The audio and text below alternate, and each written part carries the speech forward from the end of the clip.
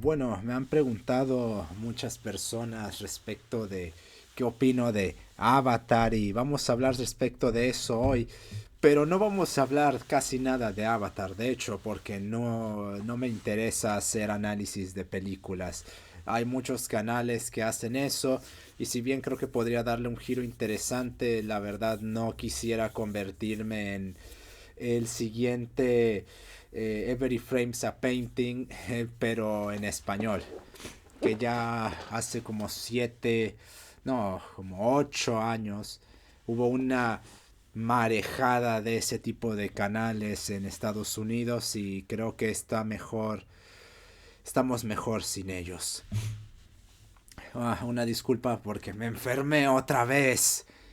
Ah, bueno, no sé por qué me estoy enfermando tanto. Ya hice una purificación con cantidades industriales de cloro en mi cuarto. A ver si eso... A lo mejor había algo aquí, no lo sé. Pero ya limpié, rocié cloro y con agua con todos lados. Igual y debería de haber sido cloro puro, pero pues se iba a despintar todo, pero en fin. Así que una disculpa si suena un poco extraño. Pero bueno, al menos puedo hablar. Ya hubieran visto cómo estaba el sábado, que literalmente me dormí desde las 12 de la noche, bueno, desde las 11 del viernes hasta como las 7 del sábado. Y pues, me desperté para tomarme medicinas y dormirme otra vez. Y el domingo a salir a trabajar, claro está. No fue la mejor semana la anterior, pero en fin. Entonces, hace un tiempo, algo que ya se olvidó, pero igual no está de más trasladarlo porque igual se va a traer aquí las tonterías que en Estados Unidos se hacen populares durante un tiempo y se abandonan acá como el excremento, que es decir, como la comida que ya le sacaron todos los nutrientes, nos cae aquí como excremento. Y no es sorpresa que empiezan a introducirse por parte de sofistas o estafadores a la Diego Rusarín, por poner un ejemplo, a la Santiago Armesilla, a la bueno, quizás Armesilla no. No, en él no aceptaría ese tipo de términos, pero sí a la esquizofrenia natural, a la migala, a la café Kioto, ya saben, o incluso por sujetos de menor calibre, tipo, ya saben, la batería generalista que siempre menciono, que la verdad no sé si sigan haciendo videos, que los sigo mencionando, igual y ya están muertos los tipos, o ya los funaron por pedófilos a todos. Lo cual el que más, las personas que más propensas en esa lista estaban eran Kukisila y Shiro Bale, más Bale, por las tendencias parguelísticas que empezó a tener cuando lo dejé de ver. Ahorita ya debe de ser la copia carbón de Fast, que ese también, otro que está en la lista de que al rato le descubran su carpeta de lolicón en 3 dimensiones. Pero bueno, este tipo de sujetos no debería de sorprendernos. Ah, sí, también el idiota de Danny Z. ¿Cómo pasas de hacer videos tan buenos a terminar convirtiéndote en ese chiste que nadie, ni siquiera tus seguidores te toman en serio? Pero bueno, este término, según tengo entendido, de media literacy, no significaba algo malo y de hecho no tenía absolutamente nada que ver con la significación con la cual se le daba. Media literacy cuando se acuñó ahí por los 40, 50, simplemente hacía referencia a una especie de enfoque de los programas de estudio de las escuelas para enseñarle a los niños distintas formas de aprender varias cosas.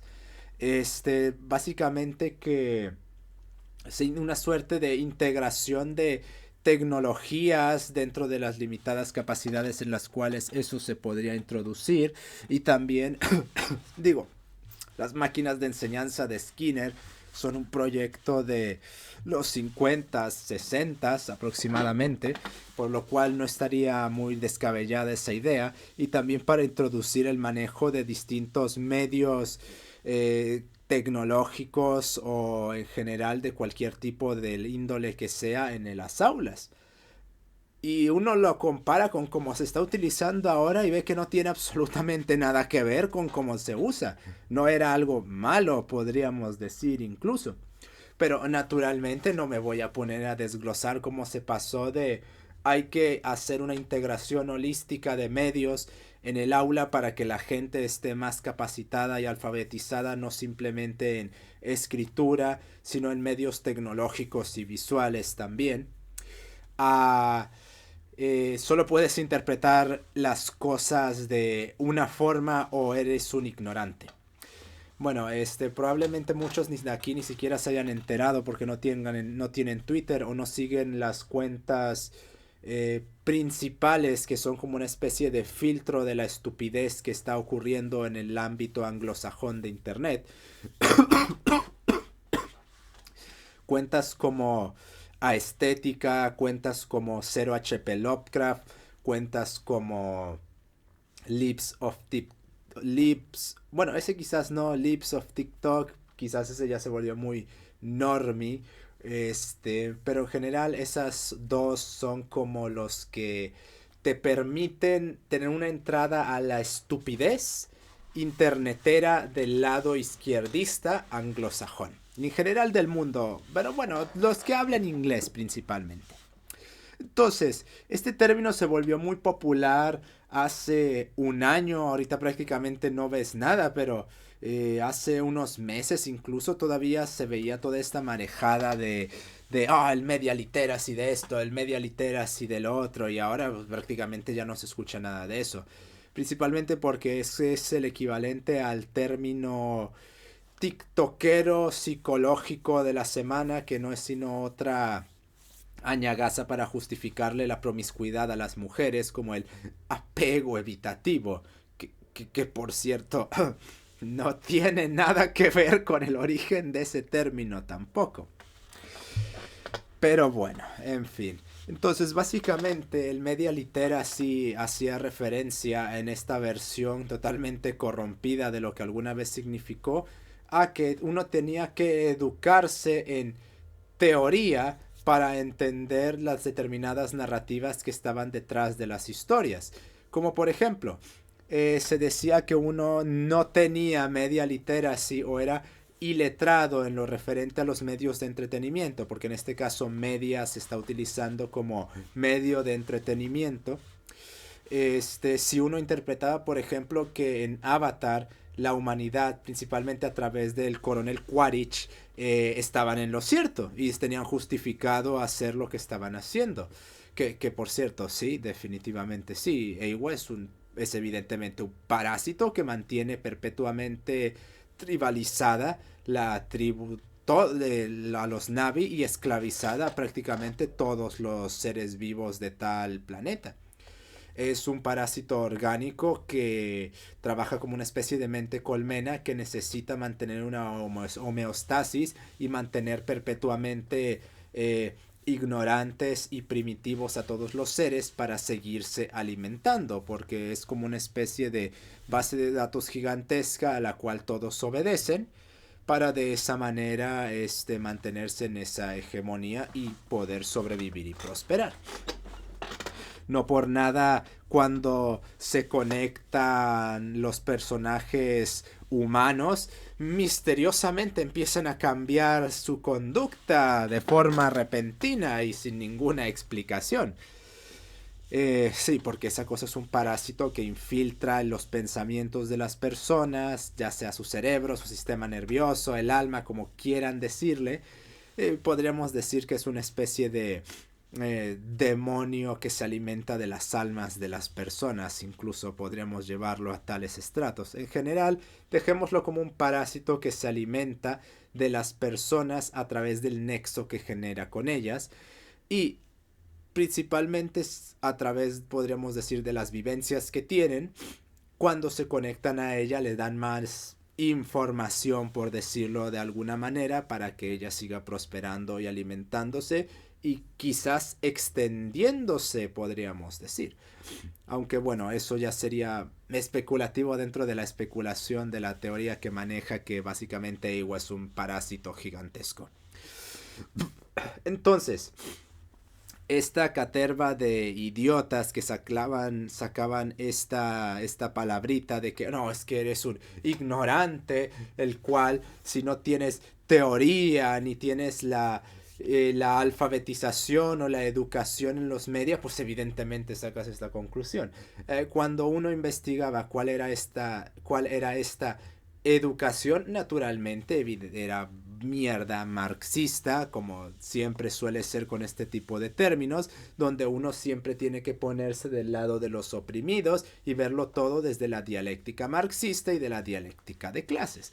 Es decir, la teoría que supuestamente te educaba era la agnotologética marxista en toda regla, por lo cual podemos descartar cualquier tipo de valor o consideración por parte de esas personas. Solo funge ese término como una forma de narcisificación donde yo, el que tiene la gnosis, soy el elegido de Santo Marx para producir la grandiosa revolución que esparce el conocimiento, el cual nos libera a todos de la malvada opresión capitalista, la cual evidentemente no existe, la cual evidentemente es un montón de basura, la cual evidentemente no es sino una forma de esclavizarnos a las peroratas y a las estupideces marxistas. No hay mayores capitalistas que los marxistas, no solo porque ellos acuñaron ese gigantesco hombre de paja contra el liberalismo económico, sino que al mismo tiempo todo lo que le critican al capitalismo no solo en acto lo ejercen, sino que teóricamente lo integran al marxismo. No por nada Marx elogiaba tanto al capitalismo y toda la supuesta deshumanización y degradación que Marx pregonaba que producía el capitalismo para robarse la plusvalía, eso es falso, puesto que la miseria viene de los medios de producción, no del robo del resultado de los medios de producción. Entonces, al Marx integrar la idiosincrasia capitalista referente a los medios de producción, supuestamente cambiando la teleología para mejorarla, lo único que hace es crear un monstruo todavía peor que el capitalismo.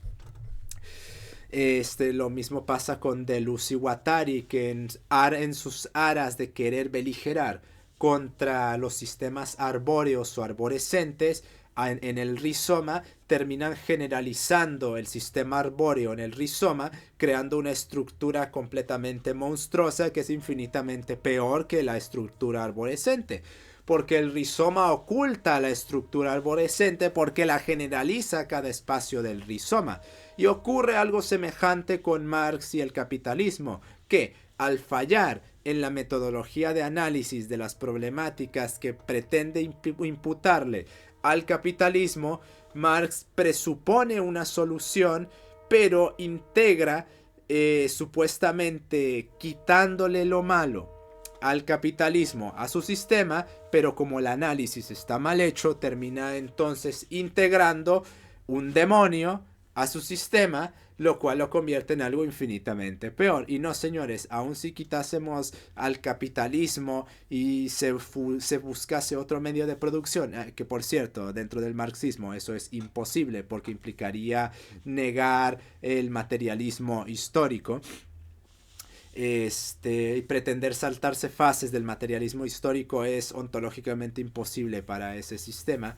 Entonces, no se puede saltar eso y buscar, bueno, nos vamos a un feudalismo.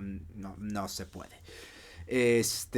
Ya eso es tomar un Marx a la carta, como les encanta a muchas personas, y pretender que sigue siendo el verdadero Marx, cuando en realidad solo es una construcción esquizofrénica que no entiende lo que es el capitalismo y no entiende lo que es el marxismo tampoco, y pretende construirse un Marx a la carta, cual interpretación de unos textos sagrados para fundar tal o cual secta, como lo hizo Gustavo Bueno y como lo han hecho prácticamente todos los marxistas post Engels, empezando desde Lenin, tan atrás como desde Lenin, ya que Básicamente todos quisieron hacer su propio Marx para endiosarlo primero a ellos y después a Marx, porque la vanidad y la soberbia siempre es el pan de cada día en estas tretas y en esta basofia, básicamente.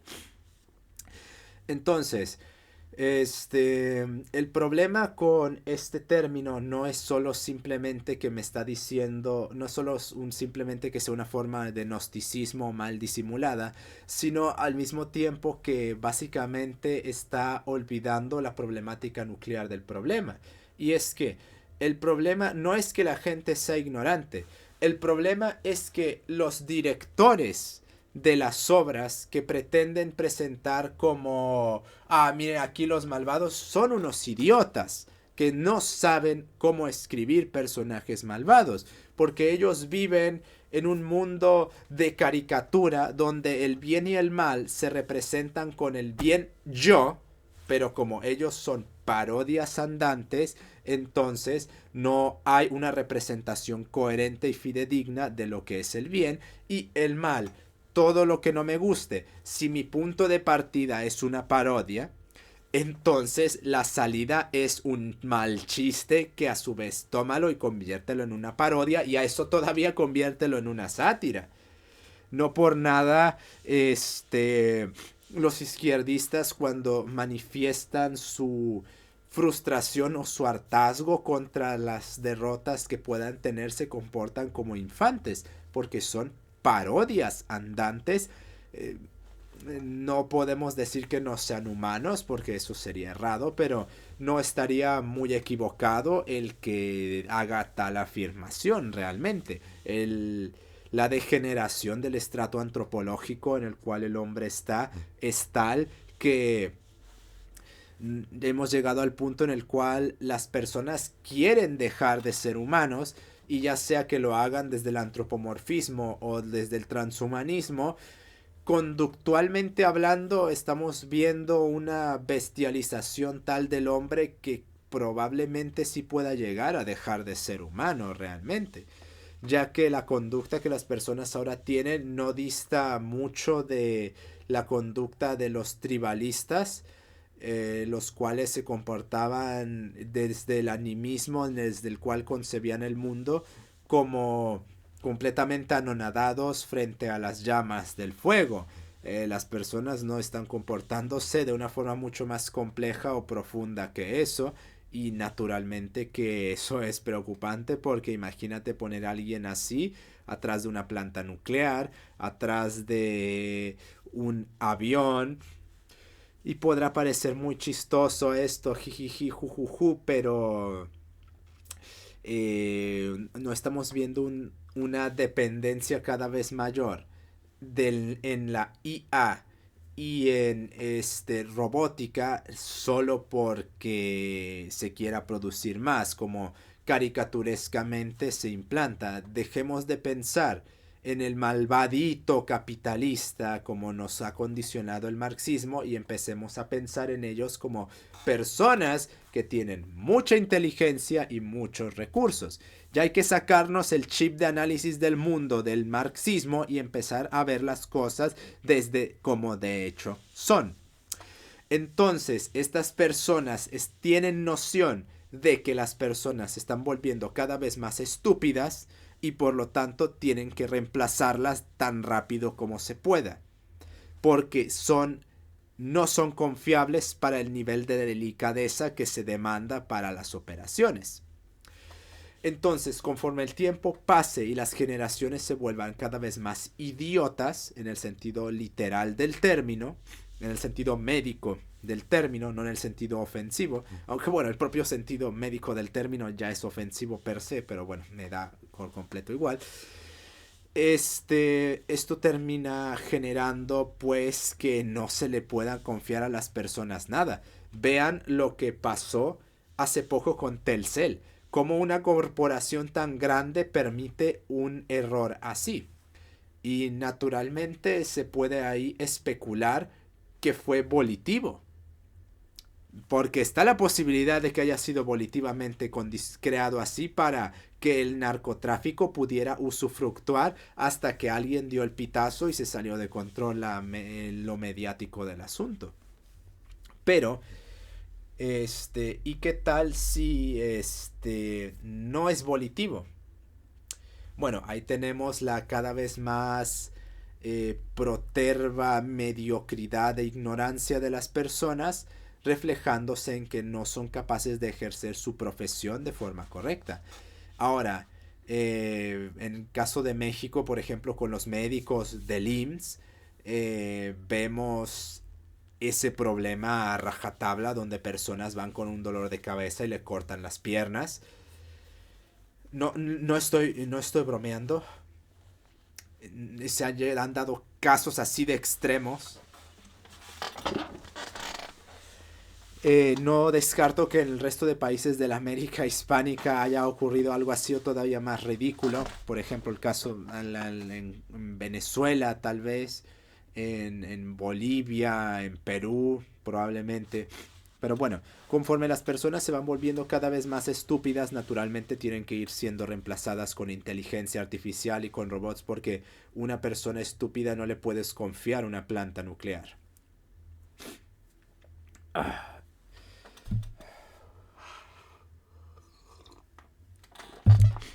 Entonces hay que quitarnos este chip ridículo marxista del análisis de las cosas, donde todo lo malvado, malvadoso, ignora como idiotas, predecibles, como Disney, y yo superior los puedo entender. Bueno, como los escritores socialistas, escoria subhumana marxista básicamente, ven la realidad de esa manera, entonces terminan manifestando... Un momento.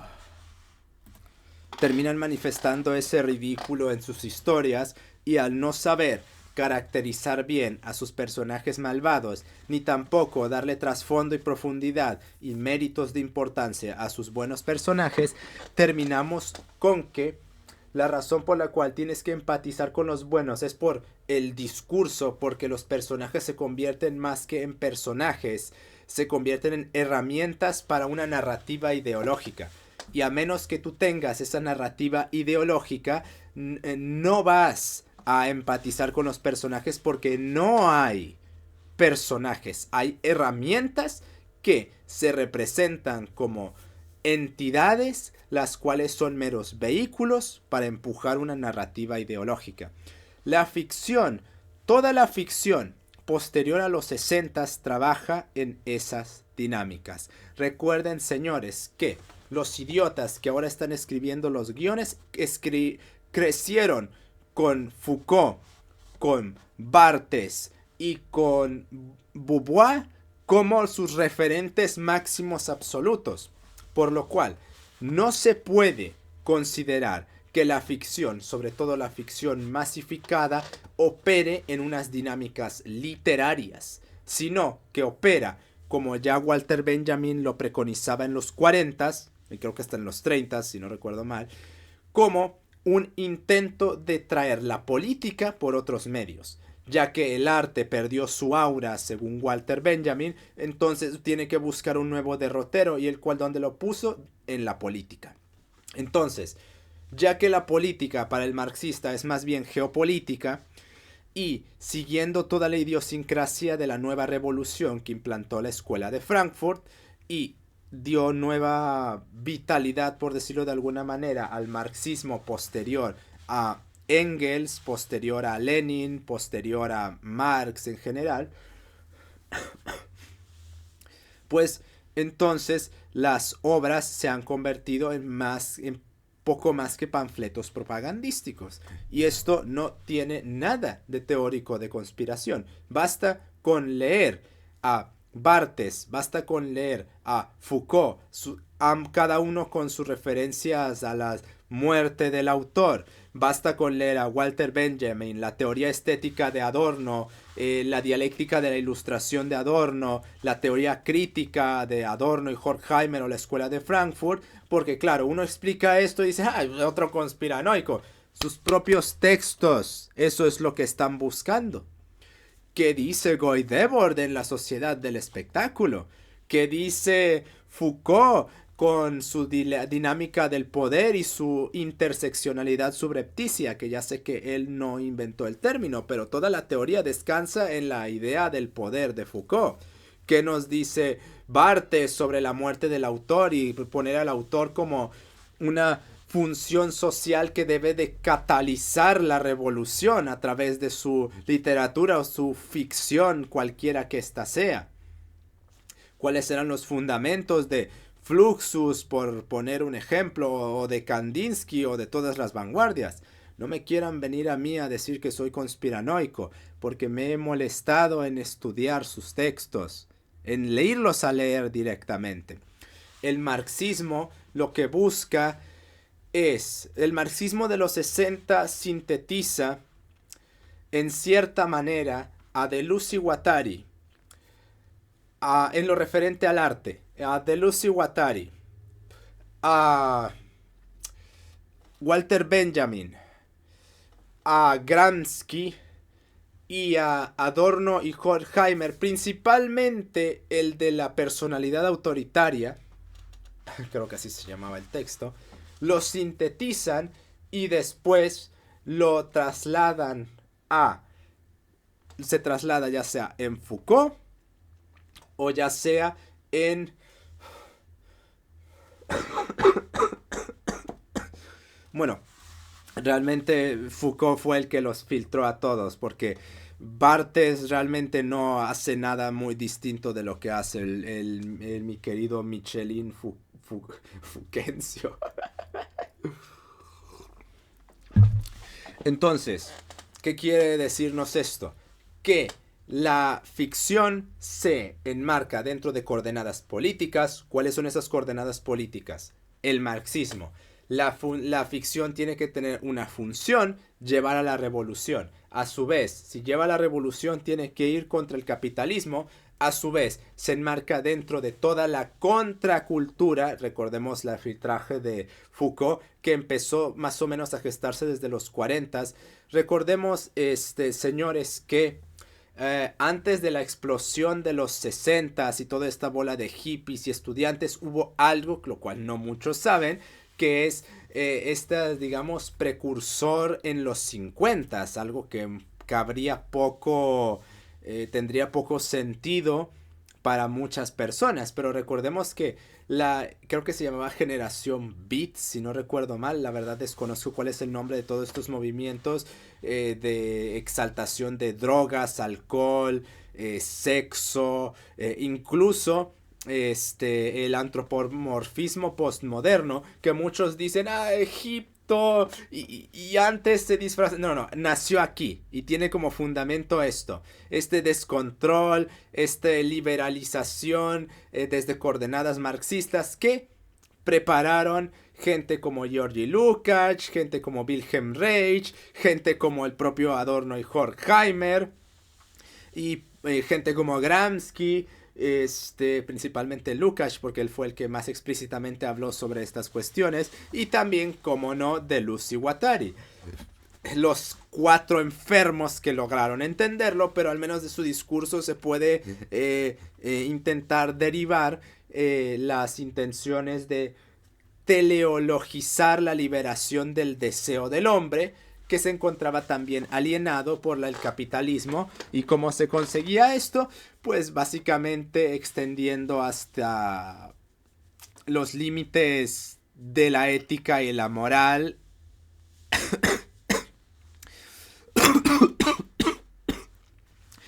esta cuestión, para de tal forma no poder ser reificados por el capitalismo. O dicho de otra manera, hacer algo tan grotesco y atroz y abominable y repulsivo en lo referente al disfrute del hombre, lo que implica como corolario rebajarlo hasta una bestialidad absoluta, de tal manera que el capitalismo no lo pueda reificar y por lo tanto mercantilizar, y entonces así ya habrá una liberalización del deseo del hombre, y el hombre no estará alienado y podrá dar rienda suelta a su verdadera teleología. Lo cual es un montón de mierda, evidentemente. Ok, entonces, dentro desde estas coordenadas es desde donde la ficción se enmarca. Si bien ya sé que gente como James Cameron está vieja, digamos, él no tuvo de referente a gente como Foucault, sino él tuvo de referente a los anteriores. Es decir, él es un boomer y lo está expresando de forma boomerística. También gente como Alan Moore, también el idiota que escribió Starship Troopers.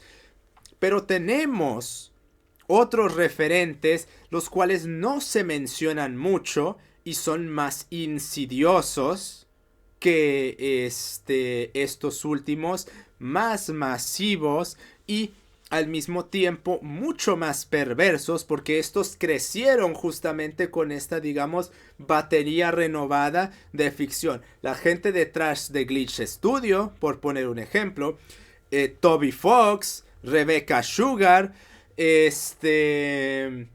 Alex Hirsch, sí, Alex Hirsch, el que escribió Gravity Falls. ¿Por qué no se ponen a investigar lo que quería hacer Hirsch con A Gravity Falls? Y uno se queda seco de lo enfermo que está ese tipo. Y se pregunta, ¿cómo rayos Disney permitió que alguien así escribiera algo para niños? Bueno, este tipo de sujetos, creo que la que más influencia tiene es Rebecca Sugar, ya que pues ahí está metiendo su mano en hacer la segunda temporada, que pronto voy a hablar de qué diantres es eso, de Hora de Aventura. Y, ay, idiota, Hora de Aventura tiene como 20 temporadas ya. Sí, pero no es eso a lo que me refiero. Ya voy a hablar a qué me refiero con el concepto de segunda temporada. Ya algunos, si son perspicaces, medio entienden a qué me refiero, pero luego lo voy a explicar bien. Entonces, esta nueva generación, no la de los boomers tipo James Cameron, sino la de los tipos que tienen 30 años, apenas van a llegar a los 30 o no tienen más de 35 años o tienen menos de 40 años, son los verdaderamente nocivos. Y espérense, que vienen todavía unos peores aún, que esos todavía apenas están aprendiendo a dibujar, pero son los que crecieron no ya con esa teoría, sino con esas personas como referentes. Y eso agrégales la degeneración que implica tomar eso como referente, pero al mismo tiempo la falta total de cualquier asidero externo a eso, y tienes una receta perfecta para el desastre. Si creemos que idiotas como Rebecca Sugar o Toby Fox son perniciosos, el Toby Fox que va a salir dentro de 14 años va a dejar en pañales a este tipo. Entonces, el problema con esta presentación de estos tipos es que, como dije, viven caricaturizando a sus enemigos. Y voy a poner un ejemplo muy claro de ello. Quito esto, pongo esto. ¿Dónde estás? Denme un momento en que lo encuentro. Ok, aquí está. A ver, si bien tengo entendido que los edits, en la gran mayoría, lo que buscan es que todo se vea así bien cool y bien espectacularizado. Ya que hablamos de Devor, ¿por qué no usar eso? Me parece que hay algo importante aquí, y es que prácticamente casi esto no tiene nada de edición. Digo, si lo comparas con la escena original, es casi igual. A ver, para que se entienda, primero pongamos esto. Ah, por cierto, magnífico español.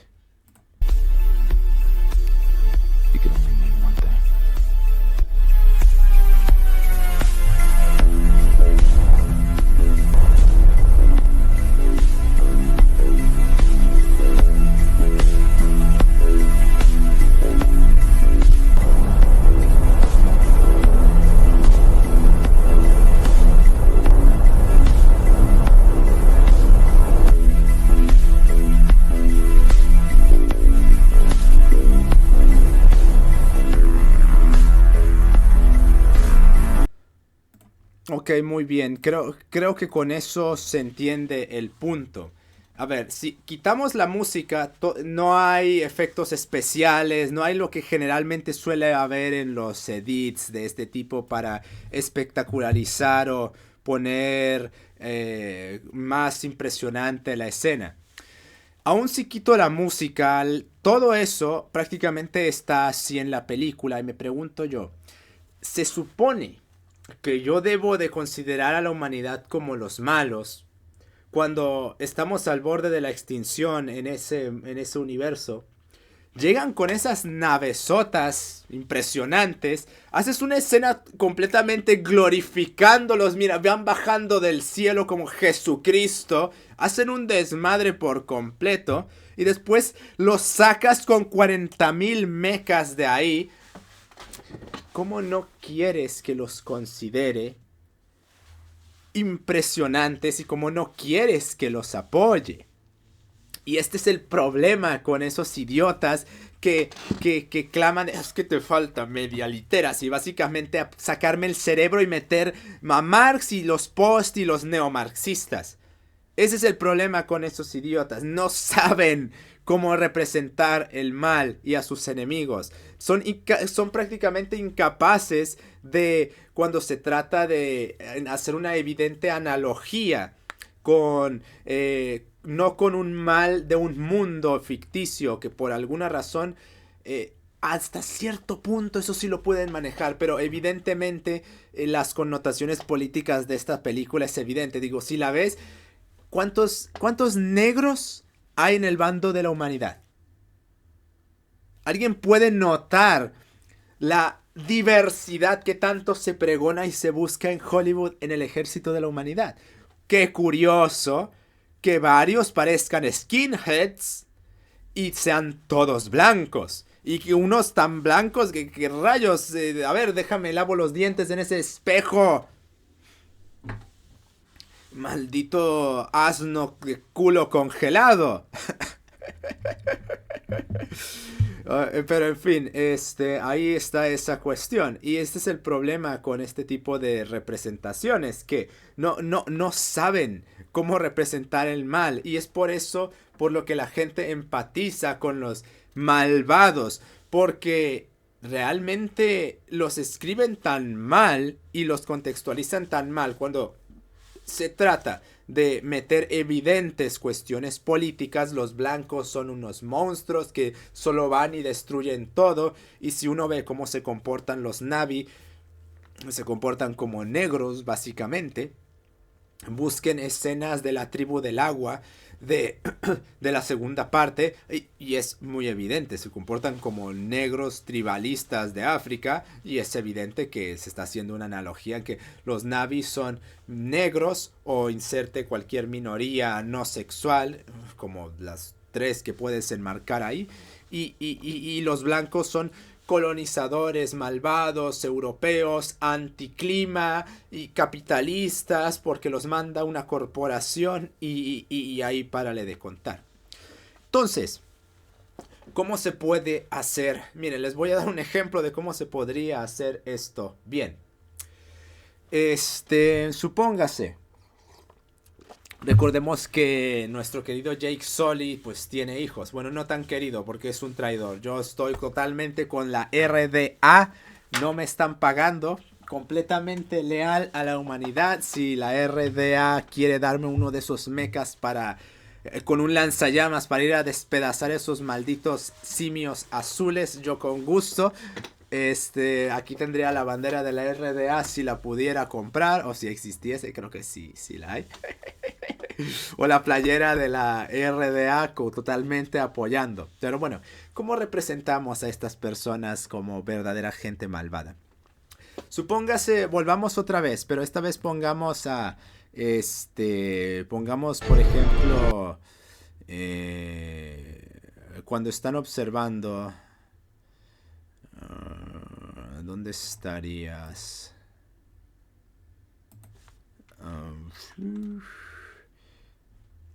Por ejemplo, aquí. Ok.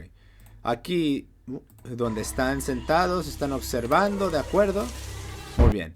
Ahí los detenemos. Primero, esto lo quitamos. Esto...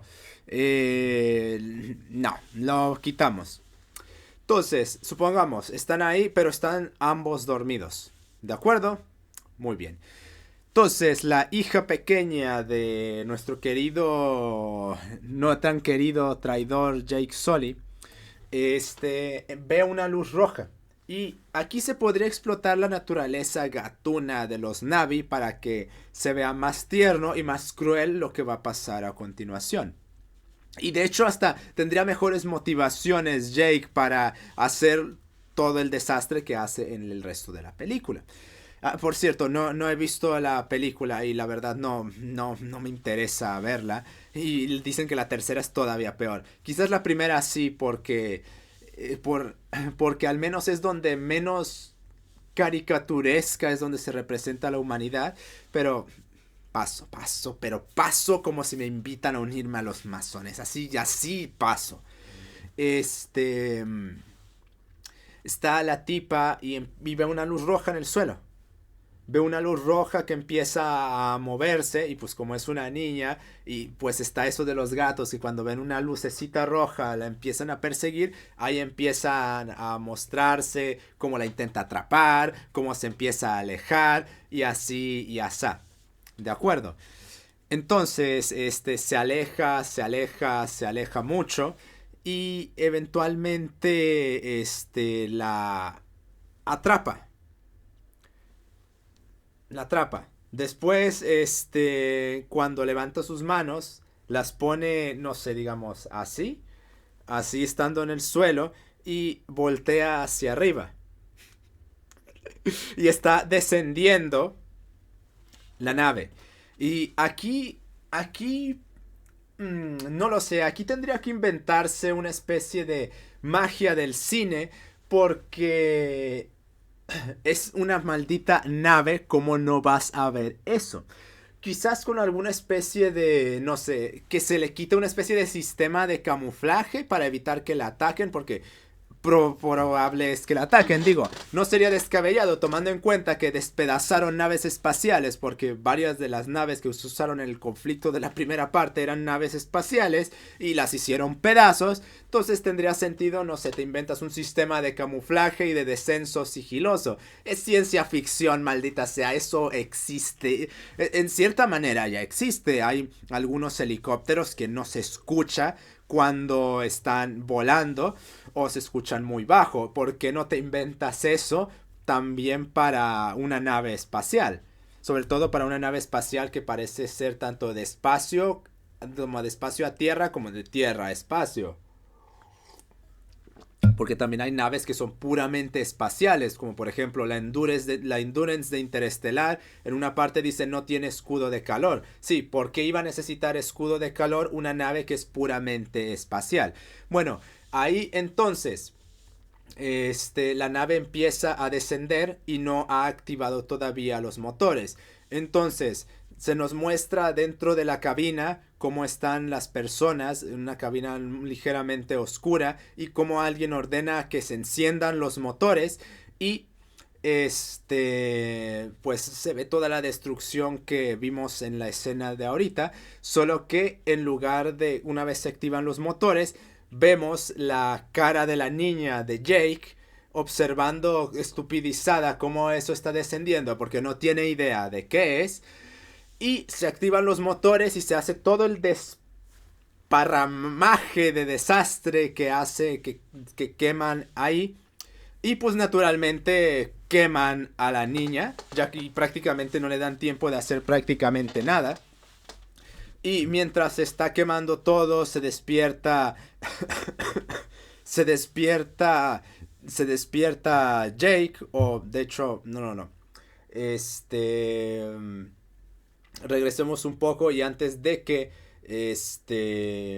Antes de que se despierte. Digamos que ya se había despertado porque había notado con esa especie de sexto sentido que a veces tienen los padres de que. ¿Dónde está la hija?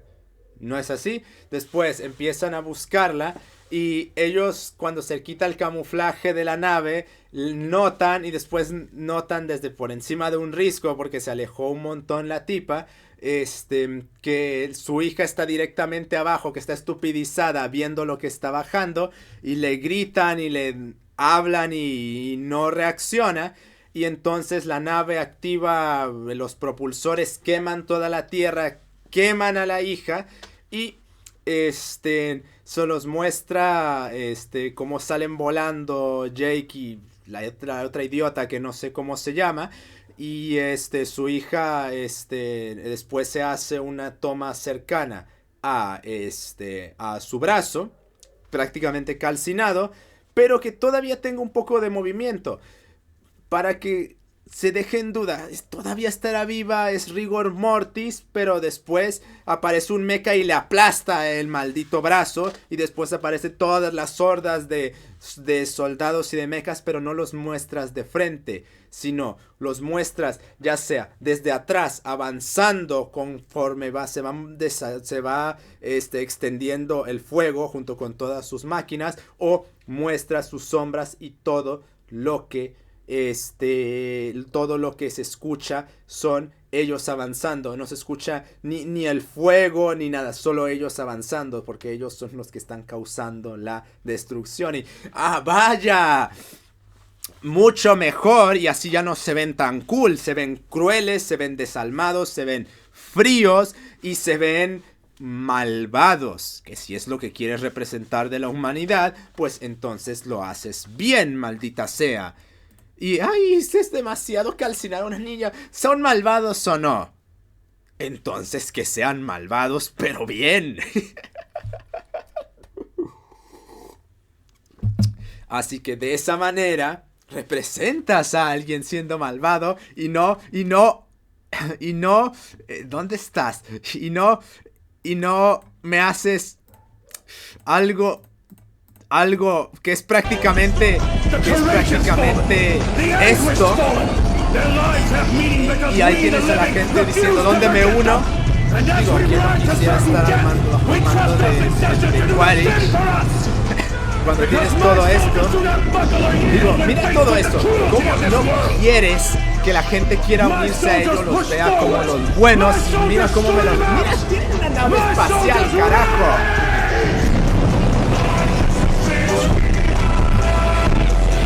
Bueno, suficiente de esto.